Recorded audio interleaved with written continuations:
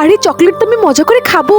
আরে তুই চকলেট খাচ্ছিস, দে না আমার প্লিজ। আরে সেদিন তুই কি করেছিলি, আমার নুডলসটা পড়ে গিয়েছিল আর তুই হেসেছিলি। আমি বললাম একটু রোল দে না ভাই, আমি একটু খাবো, আর তুই বলেছিস না দিতে পারবো না, আমার মুখের থেকে কেড়ে নিলি তুই। তারপরেও আমি চকলেট দেবো, তুই যেহেতু চাচ্ছিস এই নে ধর চকলেট নে, তাও তুই মনে খুশি থাক। আমি কি মজা।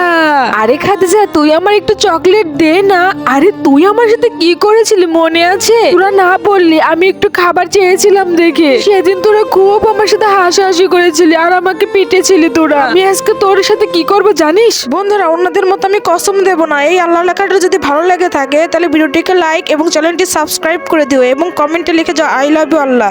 আমি তোর কিছুই দেবো না। আরে না না রাগ করিস না, এই নে ধর চকলেট খা। আরে খাদিজা তুমি কি খাচ্ছো?